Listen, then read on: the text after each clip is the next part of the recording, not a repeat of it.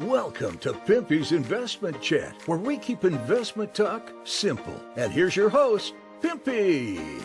What is going on out there, peeps? Man, there sure is a whole lot of talk about exchange rate changes. A lot of different vibes going on out there. I hear what the government's saying.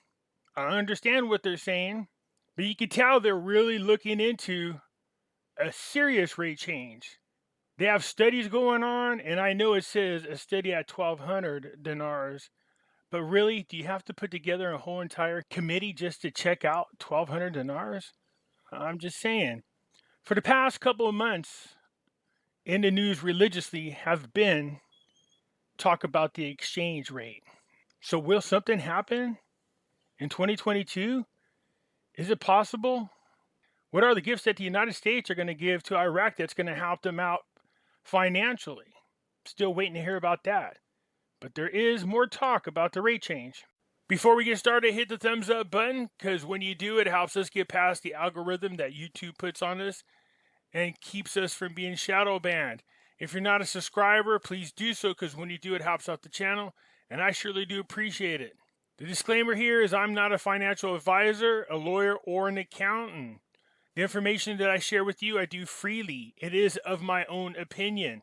Hey folks, just a quick reminder that back in 2008 and 9, a lot of people lost all of their retirement savings in their 401ks and IRAs because they did not own gold and silver. Yeah, that's right. Gold and silver protects you from a market crash. So do yourself a favor, protect your retirement by purchasing gold and silver.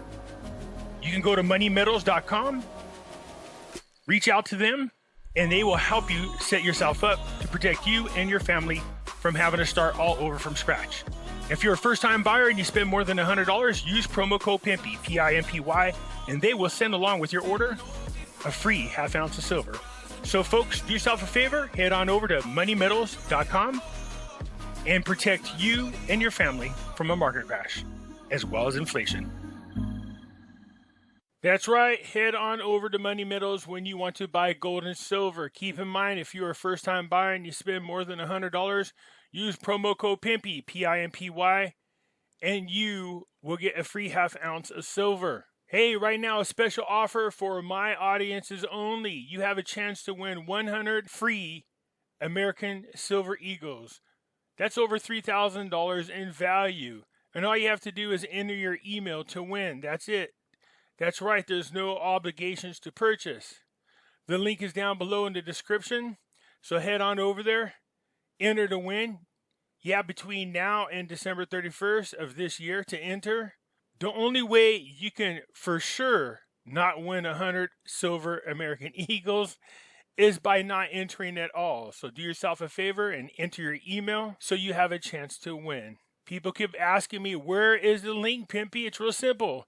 If you're at my page on YouTube and you're watching any of the videos, any of them, you see the video here and you scroll down, see my name right here?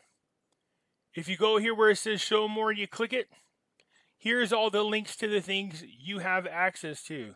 If you want to enter into the competition to win 100 free medals, just click it right here. All right, so let's get back to Iraq. As usual, money, money, money is what we're always reading about. The central bank, the devaluation of the dinar, increased foreign exchange reserves by $16 billion. The governor of the central bank revealed on Tuesday that the country's foreign exchange reserves has risen to $64 billion, an increase of $16 billion since the devaluation of the local currencies nearly a year ago. In a statement, the bank said that the central bank has completed the preparations of the study of the currency structure project, indicating that the timing of the project's implementation depends on the bank's policy and political and economical conditions of the country.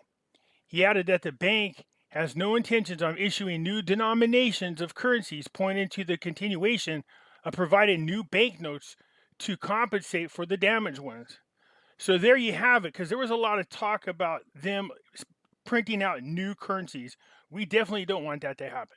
And what I mean by that is my concern was if they did not recover the missing dinars, if there was a large enough amount missing, that they would just say, screw it, and go ahead and discontinue these ones and make new ones, but that doesn't look like the case.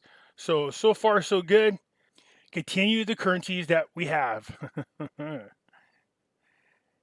And about the negative effects caused by the re-exchange of the dollar to 1,200 dinars, in the event that the House of Representatives issues a decision to do so, debate confirmed that this will affect negatively and will lead to the exchange rate in the parallel local market getting out of control, and consequently, sharp fluctuations in the exchange rate led to harm the interests of the citizens and projects, noting that this will cause destabilization of confidence in the stability of the financial system in Iraq. And such a decision will lead to the exit of local investment and production projects from completion, and thus exacerbating the unemployment crisis as a result of these projects stopped working. Okay, so here's what you have here. I told you when Sadr was running, he was not happy about the fact that the country had devalued their currency because we know it affects the poor. It did help out Iraq big time over the year, though. But at what cost? You've caused more people to fall into poverty. Their poverty numbers have increased. Now, what they're talking about here is if you increase the dinar against the dollar, of course it affects the businesses. Because right now, with such a cheap currency, you can get the labor cheap. And how does that benefit people? Well, let's say I'm Nike Shoe, and I've done this example before. Well, if I stay here in the United States to make my shoes, I got to work with dang union people, and they're going to want me to pay them, I don't know, $16, $20, $25 an hour, plus benefits, vacation, and every other thing like that. Why would I do that?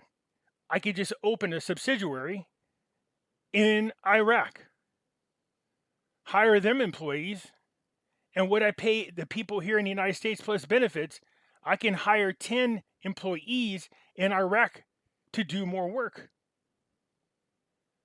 So the cost of one employee in the United States is equal to 10 over in Iraq. Why? Because they devalued their currency. Labor there is cheap. See how that works? Then what they do is Nike would then ship the shoes over to here and sell them for a huge profit margin. Why do you think so many people go to Japan? Why do you think Japan loves manipulating their currencies? So that nobody compete with them. But you get a cheap product. So I get where the bank's coming from, but the fact that the House of Representatives, even if they voted for it, the bank and the government are two separate entities. The government has no say-so over what the central bank does.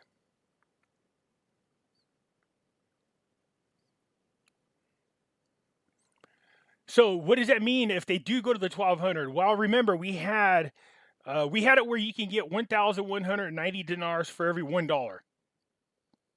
Then they changed it. Remember, they devalued the currency. Instead, now you get 1,450 dinars for every $1.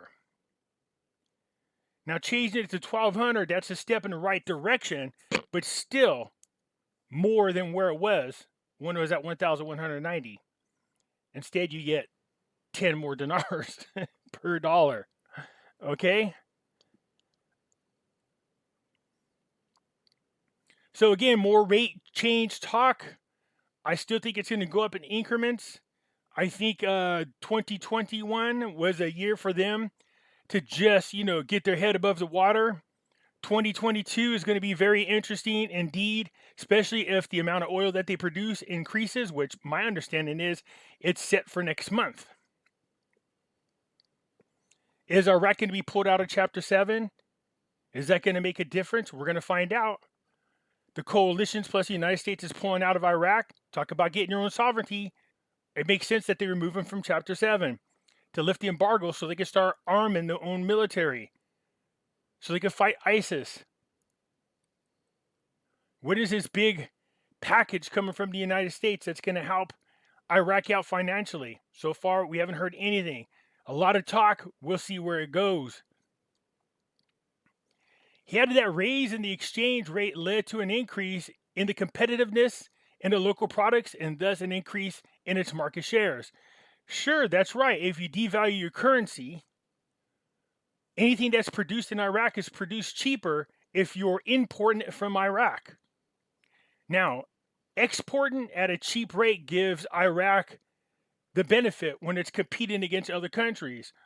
Obviously, if the United States is making a TV and Iraq makes the same TV, their currency is devalued, and labor is much more cheaper. It's going to cost them $200 to make the TV that cost us $500 to make. Therefore, they can undersell our TV. So if it costs them $300, they can sell for, I don't know, $350. We can't even compete with that because it doesn't even cover the labor costs. See where I'm going with this? Now, that's just oversimplifying, but it's to make the point. So this gives Iraq the chance to compete and be competitive on an international scene with such a cheap dollar. What we don't want to see is them get comfortable with that like we see in Vietnam. The globalists love it. Why do you think people like Microsoft and Nike run over to China or into Vietnam? Because it doesn't cost them squat to make their products.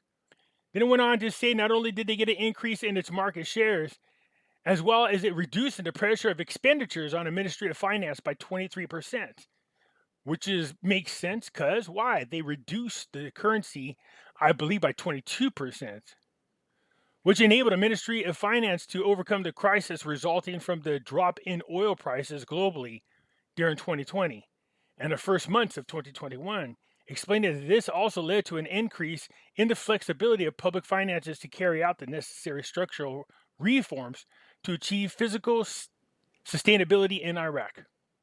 So what they're saying, pretty much what I said, and that is, look, they got their head above the water, but they do lay out a what if in here, and that is, if oils stay at a certain price, and I believe it says as long as it doesn't drop down below $75 a barrel for oil for the year 2022, and they continue on and if they sustain the same path that they're on now, by the end of 2022, they would not have had any deficit, there'd be no need to borrow, and they would have generated a lot more money.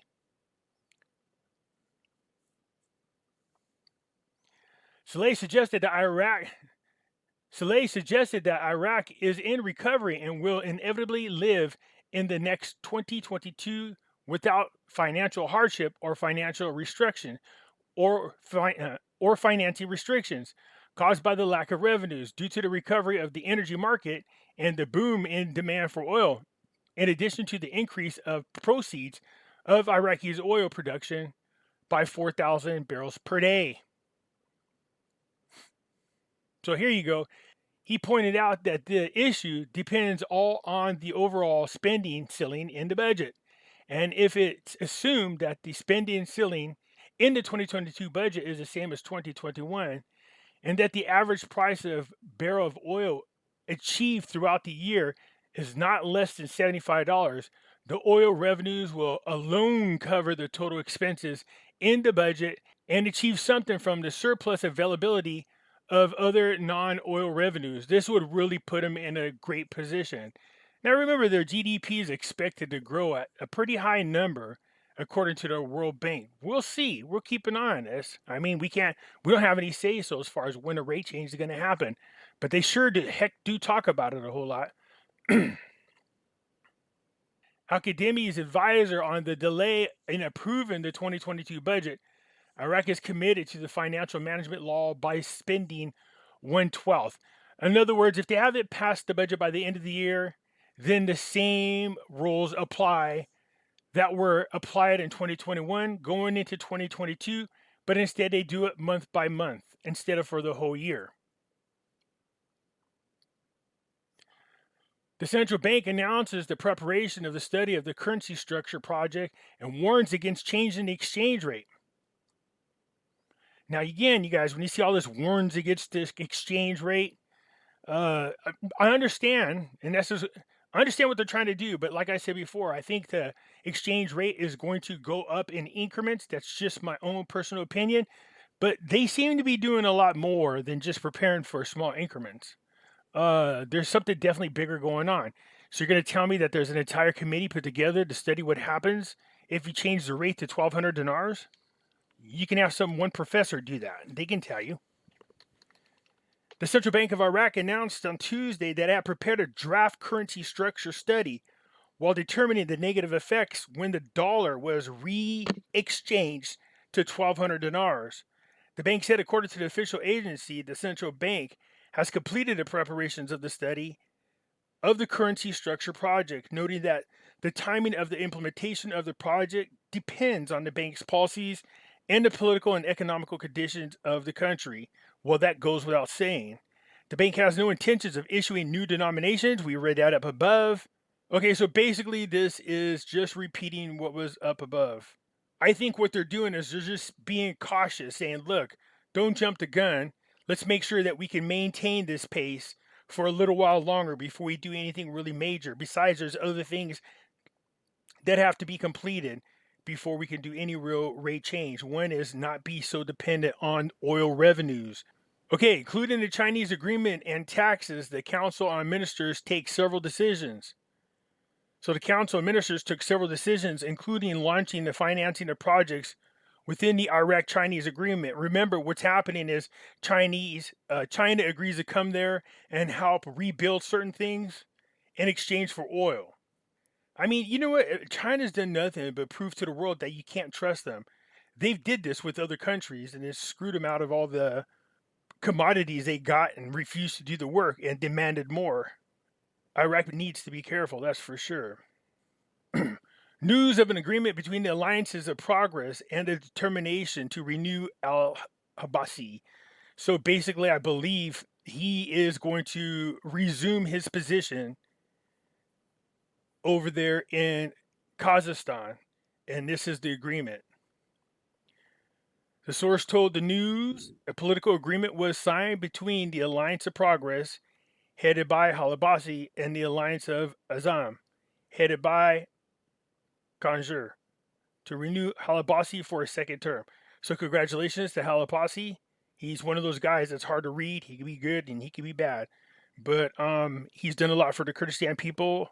So the paper is also included addressing several strategic files, including the issues of the forcibly disappeared, like how they call it the forcibly disappeared. Basically those who were kidnapped, returning to displaced, taking into account the rights of the liberated government in the general budget, allocated necessary funds to the reconstruction, and other crucial files, and emphasizing the presentation of competent personalities to participate in the next government according to the, in other words, picking their cabinet people. Iraq and Saudi Arabia led the highest increase in oil supplies last month. We know about this, and it's even about to get bigger. This is good news for Iraq because more oil going out. It can have an effect on the oil pricing. Too much oil can lower the cost, think supply and demand, so they need to be careful with that. Here we go, Soleil. Iraq is on the verge of an economic recovery and programs for investment in projects. This is what we want. Not only do we want them to recover, but they need to invest in these projects so that they can get more things built in the private sector so they're not so reliant on oil. There are developments in the features of the expected general budget for 2022, which adopted an oil price of $50 per barrel for the purpose of calculating average oil revenues throughout the next year in light of the daily export capacity, more than 3 million barrels of oil. So what he's done in this next budget, though, he's very slick. He has budgeted in if oil should drop really low, they're prepared for it, but not too low. You don't want it to get too low. I don't think it's going to, but we're going to see because we heard the World Bank and IMF and all them talking about they're predicting a huge drop in oil prices after the first quarter of next year, which would really screw Iraq over.